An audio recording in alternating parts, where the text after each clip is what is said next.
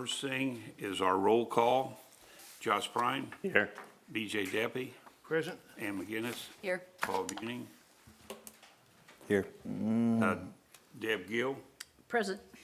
Richard Wertz present. We have a quorum. First point of business is approval of the minutes of February 17th. Move to approve. Second. We have a motion and a second. All in favor? Aye. Aye. Motion carries.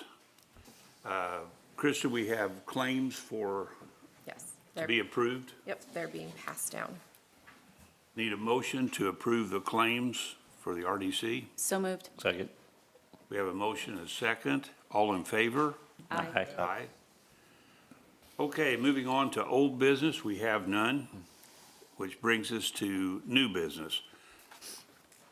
Resolution 2026-09 Downtown Parking Study.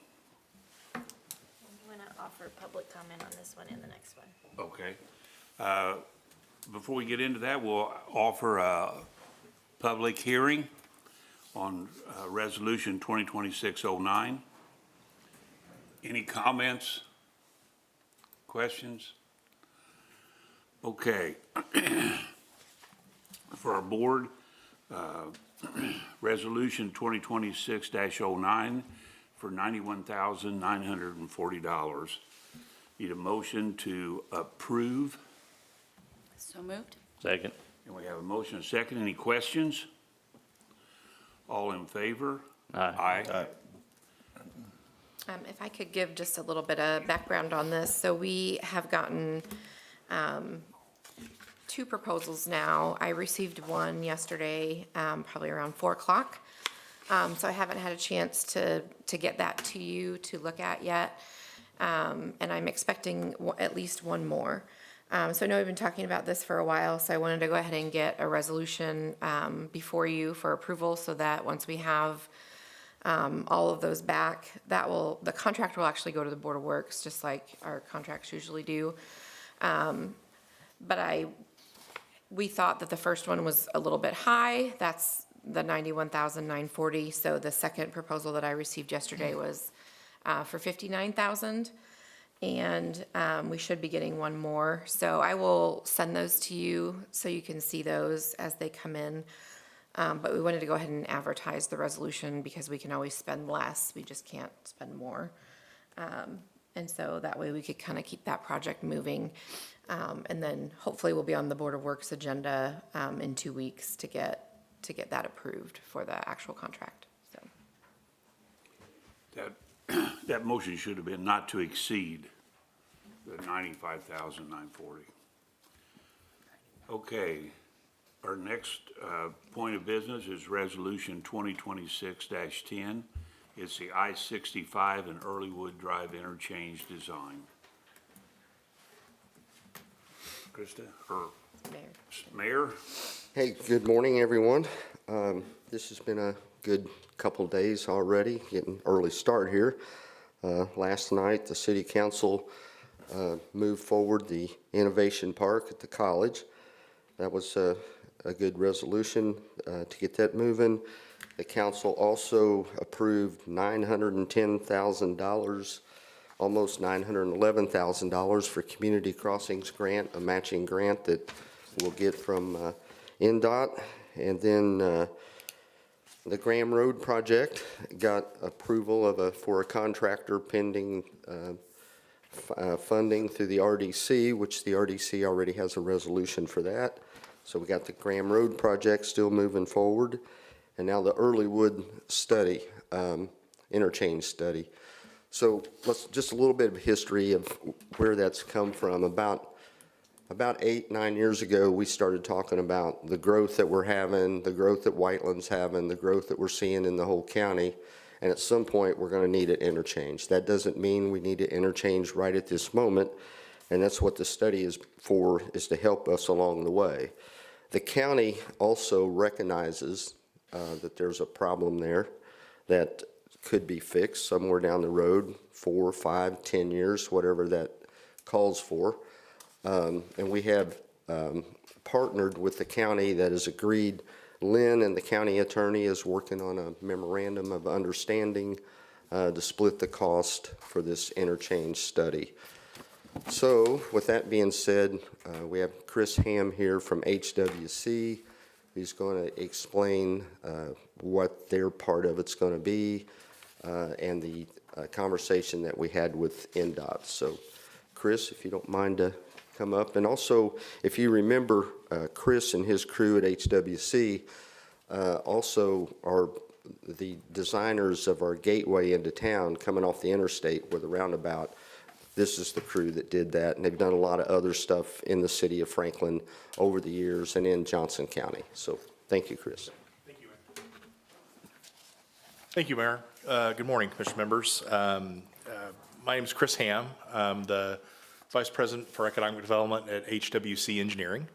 And we're very excited to be here this morning with regards to this project. As the mayor had mentioned, we've been fortunate to be a partner with the city of Franklin over the years, and particularly proud of the outcomes of the interchange redevelopment plan and the work on Earlywood Road and that design project. We talk about that project a lot around the state of Indiana, and it is well known around the state of Indiana, and a particular point of acknowledgement from communities that we speak with, acknowledging the work that you've done in Franklin, particularly along that corridor. So we're very excited to have been part of that project, and very excited about this project. About 4 years ago, we initiated a process to develop an interchange access document for the Earlywood and I-69 overpass now, which would be converted, and we hope would be converted into another interchange on I-65. We initiated that process. We had some conversations with NDOT as part of that. Their feedback was lukewarm at best at that particular moment. And so we shifted that program from being an interchange access document process to being an economic development analysis to understand what the future impacts of an interchange at that location would be. And they're tremendous, opening up thousands of acres of potential development opportunity and solving some real issues that even existed at the time with regards to traffic flow between Whiteland and Franklin. Well, fast forward 4 years ago, we've had a conversation again with the representatives from the Metropolitan Planning Organization of the Indy region, as well as NDOT, and the mood was different this time around. I think they recognize the fact that over the last 4 years, there's been a significant amount of change that's occurred in this area, a lot of growth that's created a lot of additional traffic, both cars and trucks and semi-traffic in the area. I think they're looking at the Whiteland interchange, and they know they've got some real traffic issues there backing up that probably existed 4 years ago, but certainly are more evident today. So there's a sense that there does need to be something that happens in this area, and they were very favorable, I think, to initiate this process again and move this conversation forward and serve as really partners in this process as we begin to develop the documents that are necessary to approach the Federal Highway Administration about potentially another access point onto the interstate. So what you have in front of you is a scope that details that process.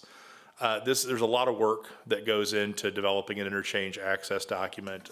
There's engineering work and survey work and a lot of traffic analysis. They require a modeling of both the current condition as well as the no-build scenario into the future. What happens if, 10 years from now, 20 years from now, you don't build the interchange? What's it look like? And a series of scenarios that we'll look at about various options of interchanges and additional road improvements that would be made to support the interchange and what it would look like under those build scenarios moving forward. And then they'll make an evaluation and a determination as to whether it's appropriate or not. And obviously Federal Highway holds the keys to this decision as it's their jurisdiction to control access onto the interstate.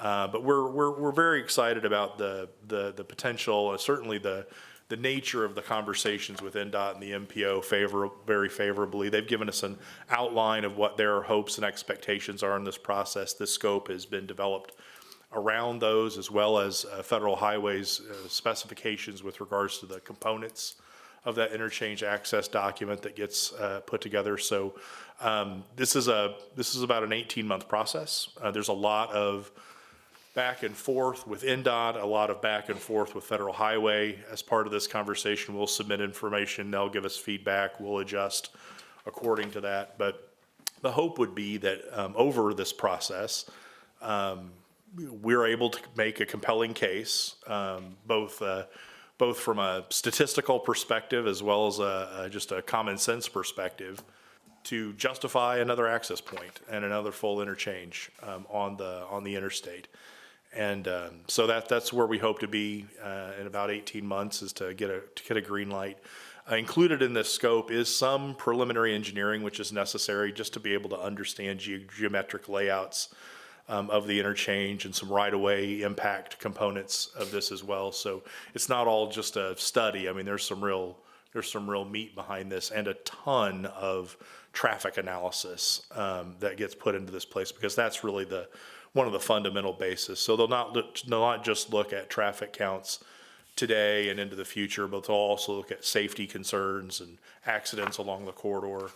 The general study area for this actually goes all the way to US 31, all the way south to the 44 interchange, and all the way north to the Whiteland interchange. So it's a broad study area for this. And we'll also be looking at, again, as I'd mentioned before, road improvements that would be necessary to be able to serve the interchange if it was constructed. So improvements to Earlywood and other road networks inside of that area. So a lot of detail in here, a lot of technical information in here, a pretty extensive scope, but I'm happy to answer any questions that you have or any specific details that you're looking for.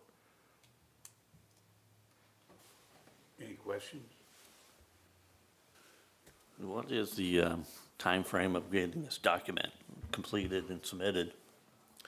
So we believe worst case scenario, well, you never say worst case scenario when you're talking with Federal Highway, but the process is scoped to be about an 18-month process, to the point where we'd have a document submitted and hopefully hear something as part of that process. Now, it can move faster than that, but there is a lot of interaction amongst the agencies, a lot of documents that get reviewed and then comments back as part of this process. So we've scoped it out as an 18-month process. Our hope would be we can accelerate that timeline a little bit, but we're probably looking at about a year and a half before we get to a point where we're getting some sort of formal response from Federal Highway.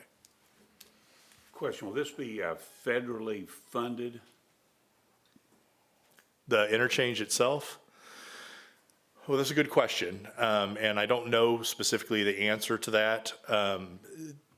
Interchanges that have been built recently in Indiana have been a variety of different scenarios. Some of them have been federally funded. Some of them have been a mix of local funds and federal funds. When you're talking about a competitive perspective, you get a little more competitive if the local communities have skin in the game. I believe the Worsville Road interchange was a combination component with some local participation. I know that the most recent interchange, which was constructed in Whitestown, had a public or a local and federal component to that. I don't know what the answer is. We'll work through those conversations. It's entirely possible that this is perfectly justified and warranted, simply because of the improvements that it makes to traffic flow and safety in the area. But again, you're competing for other investments and opportunities, and to make this more competitive, it might look more attractive to Federal Highway if there was a joint partnership that was created here. But as far as specifically knowing what that looks like today, I don't know what the answer to that question is yet. Okay, thank you. Any other questions? Okay, we'll open up resolutions 2026-10 to public hearing. Are there any comments, questions? Okay, we'll close the public hearing. Would entertain a motion to approve resolution 2026-10, I-65 and Earlywood Drive interchange design. So moved. We have a motion Second. and a second. All in favor? Aye. Aye. Opposed? Motion carries. Thank you very much. Thank you very much. Look forward to hearing back in 18 months. We're excited to get started.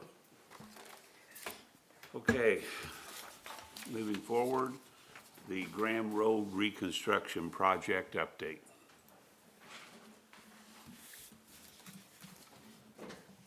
Thank you. Matt McElroy, city engineer. I'll just give you an update of where we at. I think the mayor mentioned that we awarded a contract to a contractor last evening at the Board of Works to HIS Constructors, Inc., in the amount of $2,690,790. So the next step is basically get them on board, give them the notice of award, have a pre-con with them and issue a notice to proceed. We're looking at a construction for phase one this year, starting in July, because it includes bridge and the roadway.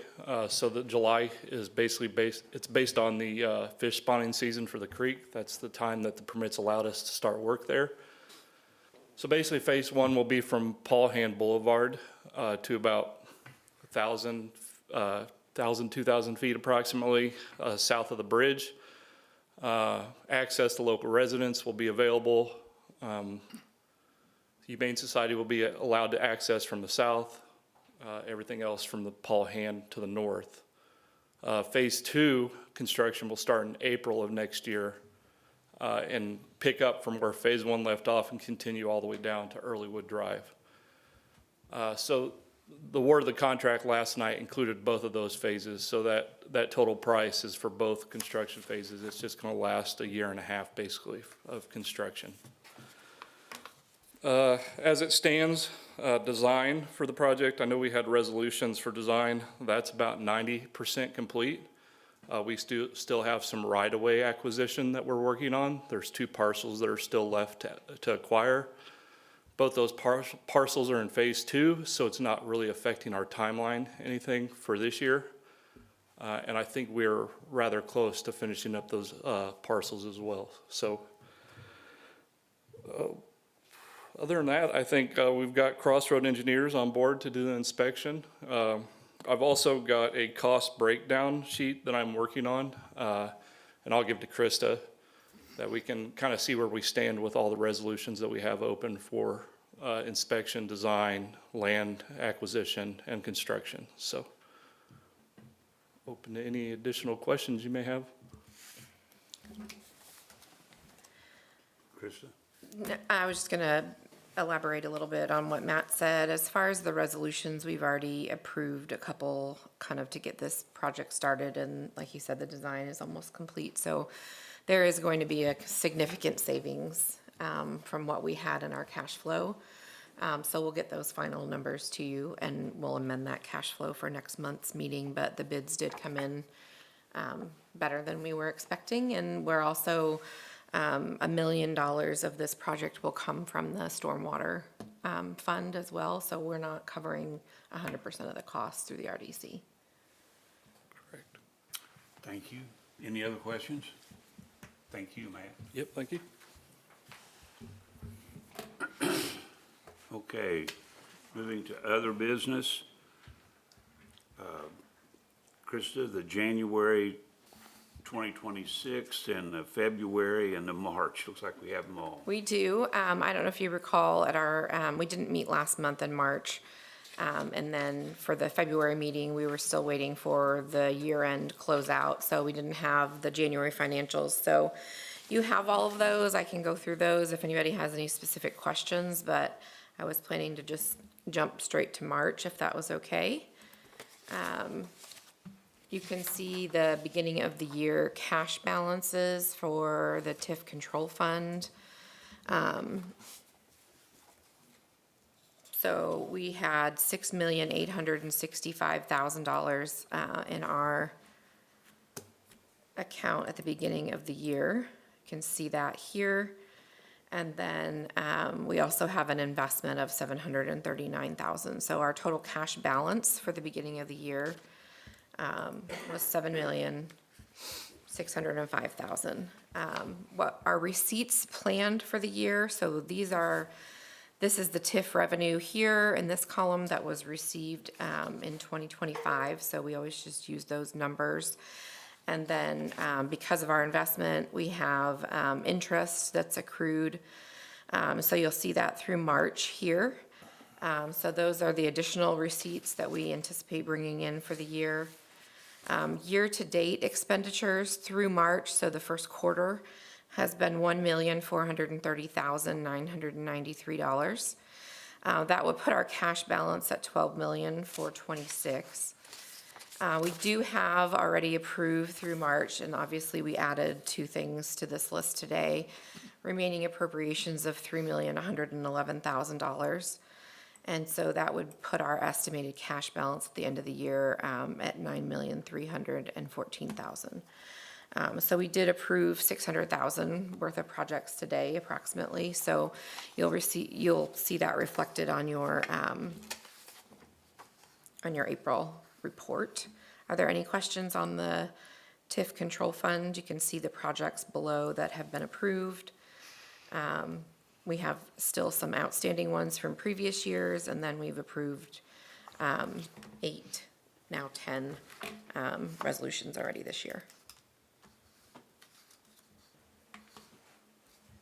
Okay, let me go to the US 31. So this is the US 31 TIF for March.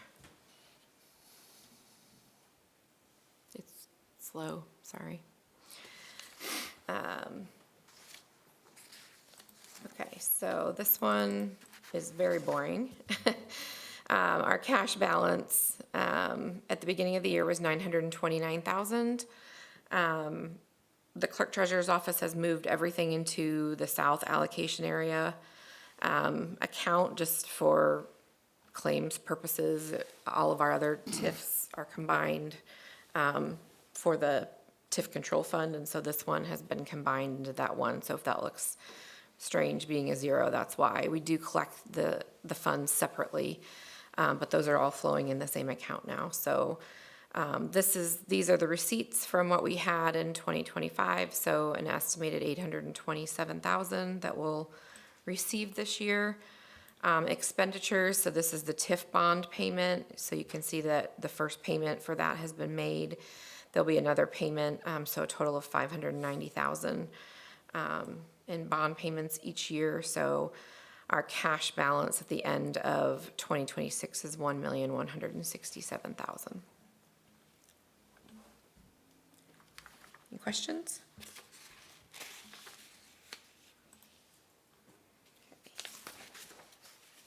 Let me bring up the April cash flow analysis. So this was just updated last week, so this is a lot more current than your monthly financial reports. So you can see at the bottom, you can see we've got projects under consideration. So I did update the tax receipts from last year. But we have a significant number, $6,497,000 in projects under consideration, and then that does not include any numbers for Scott Park inspection or actual build. So that's kind of still looming out there as well. But I did update, and I will update now that we have the bids. There's a little bit of savings there with the Graham Road construction. And then that stormwater, so that will come off of there as well. These are the two resolutions that were just approved, and then we have a couple other things kind of hanging out there. So that would put our balance at the end of the year for the TIF control fund right at $5,722,000. So depending on what other projects we approve this year, that would go down. And then 2027 projects under consideration, those are there, listed there as well, in 2028. So nothing really has changed there other than the updates to the Graham Road, and then we'll update the Scott Park construction and inspection as we get those. Hey, Krista, do we know when we're gonna get the Scott Park information? They're working on the design right now, so as soon as that's complete, that will go out for bid. I don't know, Brad, do you know a timeline or Matt? Brad Sadley, Crusher Engineers. I don't have a specific timeline. We can't go to construction until we get through some IDEM permitting issues, but we're working through construction. We've got another design committee meeting next month. We're scheduling it for next month, but we're currently working through estimates, and I would hope sometime in May or June, we can come to you with some sort of estimate. Okay, great. And the Parks Department's been visiting other facilities kind of throughout the state to get some ideas of what works well and what doesn't. And so they're kind of bringing those back, and we have those design meetings. So there's a lot of back and forth, and, you know, that we want this or we don't want this, and we need, you know, this. But that site is challenging because of all the wetlands and the creek through there. So those permits are a pretty important hurdle to get through. Yeah, the and drainage is, Drainage, yeah. we're approaching it differently than what, just because of the way the site, Not just a topography flat, is, easy so. site. Yeah, Got to We detain don't on do site. anything easy Yeah. here, so, okay. yeah. Yeah, I was just curious. Thank you. Yeah, absolutely. Yeah. Have they started working out there? Just, We've done some borings just to do some foundation studies for bridges, for the pedestrian I thought I'd bridges. seen some people out there. and surveys, yeah. a lot of survey work. Surveys completed. Yep. I can give a little further update, talking with Trent a couple days ago. Just what Brad said, they're waiting to try to get the estimates. And I just wanted to bring up the fact that we see the balance at the end of next year looks like $9 million. The reason that we're trying to get the balance there is when we go to the project, it's about a $15 to $20 million project. And it's going to be a combination of paying some cash and doing some bonding. So that's why we're waiting before we get with Jeff on what exactly can we do and what's the exact price. But it's going to be between that $15, $20 million range is what we're seeing. So, which is, it's what it is. That's what they cost. So anyway, just looking forward to moving on that one as well. So. Thank you. Any other questions? Okay, Amanda.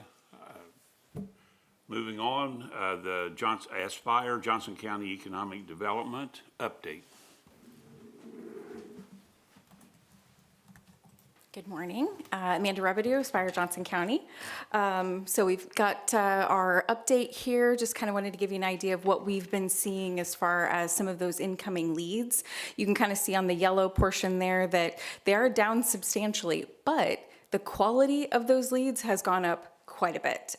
So going from 14,000 jobs up to 20,000 jobs, and 9.6 billion in potential investment up to 10. And so that's with, you know, quite a few less projects there. So the quality has gone up quite a bit. Also in our pipeline, we're also seeing a lot more within kind of our target industries, rather than some of those maybe more in some of those areas that we're not targeting quite as closely within defense, life sciences, some of those professional services, and that type of thing is what we're really focused on. Also expanding some of our existing industries within automotive, component manufacturing, and things like that. Also looking at on the blue box there, we have 4 active projects countywide that are percolating through our system right now. 2 of those jobs and investment are TBD, so that kind of estimate is probably cut in half. So don't know exactly what those will look like once they kind of go through our process. So, Krista, can you flip to the next one? Sorry. Kind of see what we've been working on as far as those outbound marketing touches. We're up to almost 1,400. We've had 30 conversations with brokers and site selectors so far this year. It's just still that one site visit. And we've had 14 visits with our existing business owners. And so in the little gray box there, we've assisted 15 companies so far this year by providing them with answering their questions, making connections, and not only connecting them to incentives or grant programs, but also connecting them to each other. And so we want to help our businesses kind of deepen their roots here and get more connected into our ecosystem if they're not already. Looking on the attraction side with that orange box, we attended the Midwest Defense Innovation Summit a couple weeks ago, making those new contacts and deepening some existing relationships. Also attending the Life Sciences Power event, I think this Thursday, and then the Crane Regional Defense Group. So those are some of the areas that we're starting to get deeper into when it comes to our new strategic plan and those updated target industries. I did want to let you know that we are hosting the Skilled Trades Showcase at Whiteland High School on April 29th, and this is open to all of our area high schools. And so we anticipate seeing I've had about 500 students RSVP to that, so all of our other schools will bus in their students, and that's double what we've seen in the last couple of years. And so this will be our third year hosting that. We have a lot of different trade organizations coming in to showcase the different trades that are available for students, talk about what that training program looks like, how much they can make, of course, because that's one of the first questions our students want to know, but also providing them with kind of a hands-on experience. And so they can kind of see, okay, I can see myself doing this, and also making it a little bit more fun and entertaining for them. Also looking at our Employer Resource Network. I think I've talked about that program a couple of times. It's really kind of an employee retention program for for the companies that are members of that program, and really seeing an impact of those cost of living increases on some of the requests that he's seeing. We do have a grant that we are utilizing with the Community Foundation to help bridge the gap in some of those challenges that our employees are seeing. Some of that emergency funding, car repair, keeping folks in their home, that type of thing. So any questions? All right. Thank you. Appreciate the update. Sounds like you've been busy. It has been a busy couple months, so yeah, it's a good thing. Thank you.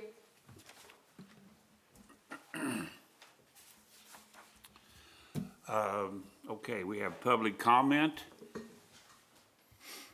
Mayor, anything else that you could add?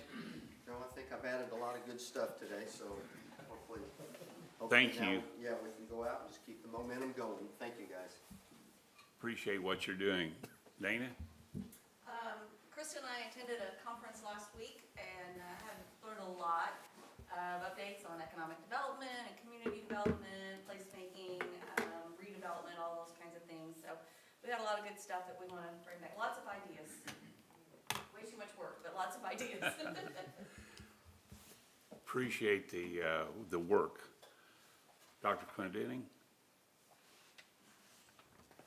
I know you're with the Daily Journal. Do you have any comments? No. Okay. Just happy to be here. Hey, thank you. Anything else, Amanda? Rosie? I'm also happy to be here and wanted to make you all aware of a chamber luncheon on May 14th. We're going to have representatives from RDC and EDC and FDC. All the acronyms are coming to our lunch to let our businesses know what your organizations do. So we're really excited about that. Sorry, Richard, we asked you to be there. I'm so sorry you're unable to attend. I think you maybe have a better offer. So you've asked Ann to take your place, and she said yes. So thank you so much. I appreciate it. I work around our meetings, but thought I had an open. We threw this one at you. So We appreciate what the chamber does for our community. Rob? Tonight we have bingo. Tomorrow night we have Rick Steves with Johnson County Public Library, sold out. Thursday night we have a concert with Phil Hurley and the Enablers. Friday night, movie. Saturday morning, cartoons for kids. And then we finish it off with John Wick, the movie. So that's a pretty full week. Busy week. Yes. Les, I know you're in the back row there. You have any comments? Okay. Mayor? Okay, I do have a couple more, and I wanted to come to the mic because if you don't come to the mic, there's an audience that watches the RDC and the councils They don't hear what you say. So I'm going to come to the mic to talk about these two things. The Liberty Tree planting, Richard, that you're a part of, that'll be Saturday down at the amphitheater, Saturday about, what? 10 a.m. 10 a.m., so we have that. And then the next day, the Mayor's Youth Council has a dog walk that starts at 1 to 3. So just wanted to make sure that if the audience is watching, they can hear what I'm saying, because you can't hear it from the crowd, so. And to be clear, it's a pet walk, It's- so oh. all pets are included. It's a pet walk. All pets are included, not just the dogs. But it's for a dog on the trail. It's the Mayor's Youth Council project. It's for animal watering stations. How about that? So, Sounds good. I will start asking people to come to the microphone so that the community can understand and hear everything. BJ, Nothing? Paul, Ann, No, thank you. Josh, Deb, update. Okay, well, there's been a few things happen since we last met, as far as the school corporation is concerned. We've hired a new police chief for the corporation, Brian Gable. He's a former IMPD lieutenant and SRO from Greenwood Christian. Also, we've hired a new girls' basketball coach, Brian Clem. Cub Academy is nearly complete and registration is close to being full for next year. Spring sports are in full swing. The baseball team and the softball team got W's on the new turf in the first game. Dr. Mark Hayden, principal at Creekside, and his staff were recognized recently at the State House regarding literacy. Our Strategic Task Force Committee, which is a group of administrators, parents, teachers, anyone interested in the community on Franklin Community Schools, is well underway. We've had 2 meetings so far focused on elementary and middle level education, what's good, what needs to be changed or improved. Next meeting is April 30th at Custer Baker at 6:30. Senior awards are May 18th at FCHS, beginning at 5 o'clock in the high school auditorium. Last student day is May 21st. Graduation is 10 a.m. Saturday, May 23rd. That's it. Thank you. I just want to reiterate what the mayor said.